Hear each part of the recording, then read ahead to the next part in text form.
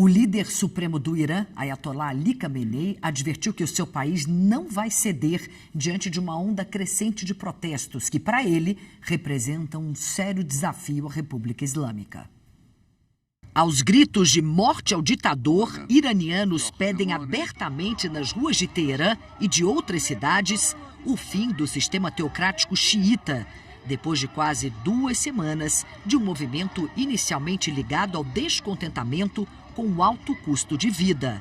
O Ayatollah Ali Khamenei, líder supremo do Irã, reagiu nesta sexta-feira num discurso diante de seus apoiadores, adotando um tom incisivo num pronunciamento transmitido pela televisão estatal. Khamenei disse que todos sabem que a República Islâmica chegou ao poder com o sangue de centenas de milhares de pessoas honradas e que não vai recuar diante de sabotadores.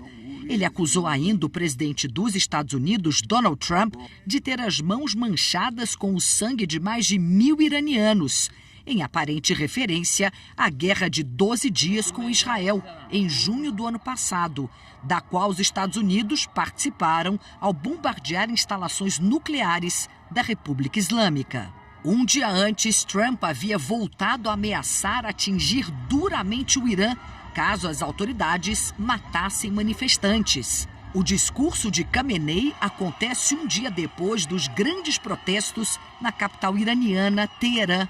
Reza Pahlavi, filho do Shah deposto em 1979 e figura da oposição no exílio, convocou nessa sexta uma nova demonstração de força nas ruas para ampliar a mobilização e enfraquecer ainda mais o poder repressivo do regime.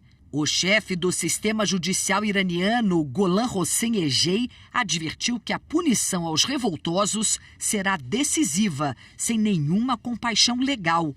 Já o braço de inteligência da Guarda Revolucionária, o Exército Ideológico do Irã, afirmou que a continuação dessa situação é inaceitável.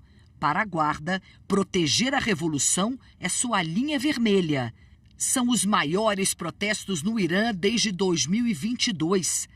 As manifestações acontecem no momento em que o país está enfraquecido depois da guerra com Israel e de golpes sofridos por vários de seus aliados regionais. Organizações de defesa dos direitos humanos acusaram as autoridades iranianas de abrir fogo contra manifestantes, matando dezenas de pessoas desde o começo dos protestos, no dia 28 de dezembro. Eu volto a conversar com o nosso analista de negócios, Guilherme Ravache. Guilherme, esse caos pode acabar sendo bom para os Estados Unidos? Olha, essa é uma pergunta muito boa, né, Cris? Porque depende do ponto de vista. Para o Trump, né, que é um opositor aí do governo iraniano, para os Estados Unidos, que há décadas, né, se opõe ao Irã, ter uma queda ou uma mudança de governo, sim, seria positivo. Mas é importante lembrar que, sendo um grande produtor de petróleo, a posição geográfica ali no Oriente Médio também pode gerar muita instabilidade. E para os Estados Unidos agora, o risco é ter uma guerra em 2 frentes, né? Uma batalha em 2 frentes.